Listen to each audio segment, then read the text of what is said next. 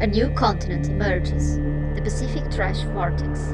The size of the patch is unknown, due to the difficulty to detect by satellite or aircraft the small plastic particles suspended just below the surface, but it roughly ranges from 270,000 and 5,800,000 square miles.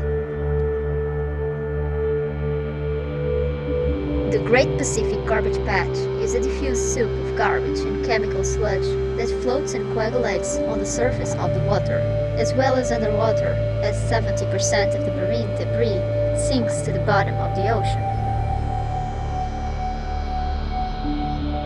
It's mainly composed of all things not biodegradable, from footballs, kayaks to Lego blocks, apart from the usual mess of fishing nets, plastic bottles, and pirate galore. All things that are disposed from ships or swept off the coasts of the Pacific get caught in the circulation of the ocean waters and end up inevitably in this floating junkyard of useless capitalist waste. Since all oceans have circulating currents, it would be expected to find this phenomenon across the oceans. In fact, the Pacific Ocean has two. An eastern garbage patch has been discovered off Japan.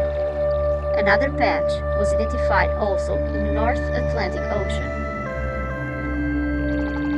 A plastic bottle discarded off the coast of California, for instance, takes the California current south towards Mexico.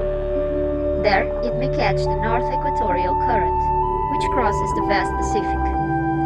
Near the coast of Japan, the bottle may travel north on the powerful Kuroshido Current. Finally, the bottle travels westward on the North Pacific Current. The gently rolling vortexes of the eastern and western garbage patches gradually drawn in the bottle. Some long-lasting plastics end up in the stomachs of marine animals, and if a total of 450 years are needed to completely break down a plastic component, that means that a single plastic bottle will prevail through several generations of a certain species. Most plastics won't even wear down. They will break into tinier pieces each time. Microplastics and other trash collected near the surface of the ocean block sunlight from reaching plankton and algae below. If algae and plankton communities are threatened, the entire food web may change. The United Nations Ocean Conference estimated that the oceans might contain more weight-in plastics than fish by the year 2015. No nation takes responsibility or provide the funding to clean it up, but will keep feeding it. For it to continue growing, like if it has life of its own.